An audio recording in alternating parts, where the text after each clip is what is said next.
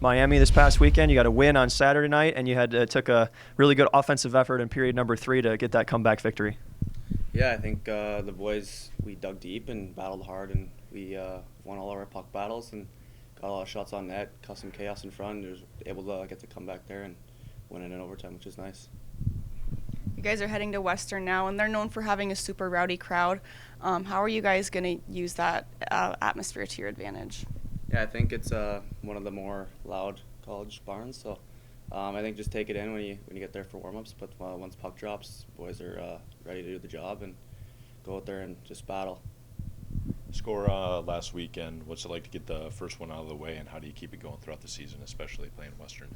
Yeah, it feels good to get the first one out of the way, but I think my game, I just got to keep working hard, getting in on the forecheck, causing chaos and getting loose pucks, and good things will happen.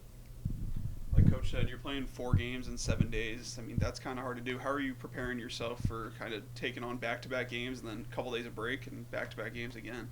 Yeah, I think recovery is huge there. Drink a lot of water, a lot of BioSteel, Hydration's huge, so we just need to take care of our bodies and we'll be ready to go. And can you just talk about the importance of coming back on Saturday and winning in overtime? I'm sure that is one of those contests where you could always look back on, and when it's time for adversity, you could always lean back on and carry that with you. And how important would that be going up against Western Michigan? Yeah, I think facing early adversity in the season is good. It shows a lot of character. That game was a big character win, and that was good for our group. It really shows what kind of team we are here. Coming off of a opening series split against Miami, and for you individually, you were the CCHA Defenseman of the Week. Talk about your team's performance and then your individual accolades that you were able to achieve. I think the team played well coming back that first night. That was, like you said, a big character win. And the second night, I think we just got to be better on the walls, win those board battles, and be just tougher in front of our own net and obviously their net in order to score some more goals. But individually, yeah, it was cool to get that award, but more focused on getting both those wins. Obviously, you had a great weekend this past weekend against Miami, Ohio. How do you plan to carry that momentum in your personal game against Western? I think just continuing to have a good gap, keep moving my feet, keep getting shots on net, keep making those simple plays, and then it just keeps building up in order to score some more goals for the team. So.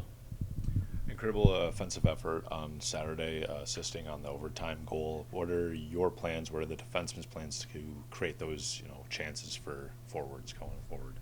I think it's just playing fast, and it's getting up in that play when we can. We play fast in order to keep that pace moving, and we can jump in the play and end up creating plays, so that can lead to goals.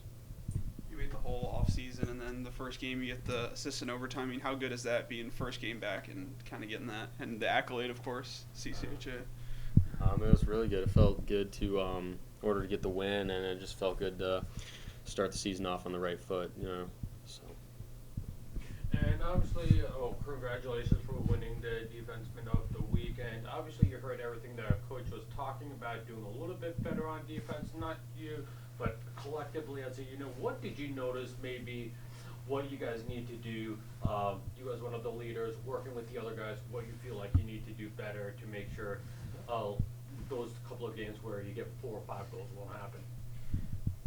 I think we just need to have good gaps. We need to keep it simple. We need to cut down on the turnovers on the back end. And then we just need to be tougher in front of our own net. Like we got to win those battles when rebounds come. And then just on the offensive end, we need to win those battles. We need to play with pace. We need to be fast, and you need to be able to obviously score some goals. So. Coach Daniels, you're coming off an opening season split against Miami, and on Saturday, we're talking about an incredibly dramatic comeback for your team in the third period. Can we get your thoughts from the weekend series against the Redhawks? Yeah, sure. It really had a great opportunity on Monday. We gave the guys a day off for the most part, and so I really had an opportunity to dive into the video from Sunday's game, which I don't always do if it's a normal Monday. But it was we played better on Sunday than I really thought, and it was all of a sudden I watched, it was 1-1, 2-2 late in the game. I mean, it was a 1-goal game with I think like 5 minutes to go, And we did have plenty of chances to score. The lot we learned from it, though, defensively, we're not where we need to be. And, you know, if you look at Noah's save percentage, about 850 or whatever, well, that's not on him. That was more of I think, an indictment of our team defense at times. And while it was good, you know, in a lot of respects defensively, when we made mistakes, we made big ones. And it was, you know, whether it's getting caught up ice, in the offensive zone, or whether when we're coming back into our own zone, not picking up the right guys. You know, it was just a variety of things that when we made a mistake, it seemed like it was a big mistake. And hopefully we can tighten that up. But the win on Saturday was fabulous. One of the best, you know, I've been involved with for a long time in terms of, you know, the guys showing a lot of resiliency, coming back, and I think that'll bode well down the future. I thought even on Sunday, the part of the issue when you fall behind on the second night of a 2-game series, it takes a lot of energy to come back, and we fell behind late. And we just didn't have the time, and maybe not the jump to necessarily mount a comeback that night. But all in all, I think, you know, if I measure the entire weekend in totality, I thought we played well, we acquitted ourselves well, and I think, you know, moving forward, there's a lot to work with there. Coach, you've got Western coming up this week. You played them twice last year and were unable to come out on top. What do you need to do differently this year to find success against them? Did we play them 3 times or just twice last year? Okay. I remember playing them at the GLI. We must have played them once before then. Yeah, they're a good team. You know, they've lost some players, but they've got a lot of transfers coming in. They had a player had to sit out last year. That's a dynamite hockey player that'll join them this year and be able to play. I would say they'll be as good of an opponent as we're going to see, certainly in the first half of the year. Maybe as good of an opponent we'll see all season. I really like their team. They're aggressive, they're big, strong, skate well, pursue the puck hard. You know, this will be a really good series. We look forward to it. But they're a good team. They're really good, and it'll be another good measuring stick barometer for our team and where we're at. And I think, you know, we are playing quite a few young guys. I don't think Miami had a freshman in the lineup last weekend when we probably played 5 overall the whole weekend, 3, 4 a night. And I think we got some valuable experience for some of our young guys too. And I think this will add to that experience and really help us in conference play moving forward. Coach, the loss streak against Western dates back about 5 years. What is it really going to take to, you know, finally get over the hump against Western? You've said they're a good team, and I think they're ranked 17th, high team. But what's it really going to take to snap that streak? What are you going to have to tell your players? Well, for one thing, we won't even worry about the streak. I mean, to be honest with you, we could care less. What we care about is these 2 this weekend. We really do. And like, our young guys weren't even around for all those games, so they could care less. What they care about is the games this weekend. What I care about is the games this weekend. I think, though, to be successful against our team, we're going to have to be markedly better defensively than we were. We can't afford those hiccups that we had. Like I said, it wasn't a ton of them, but when we made mistakes, they were big mistakes. And I think, you know, we kind of left Noah out to dry a few times. I'm just thinking about a couple of goals that were scored right around our goal mouth. I think we're going to have to be strong in front of our net. The Western's really tenacious, just like Miami was. They're big, they're strong, they're heavy on their sticks. And they're gonna be battle like crazy in front of our net, and so we've got to be good there.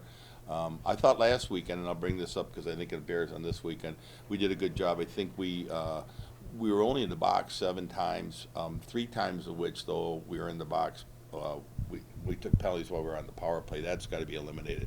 But I think if we can continue with that discipline this weekend, stay out of the box, and I thought our kill looked good. I thought, you know, they got the one early on Saturday, but then they didn't get a sniff after that.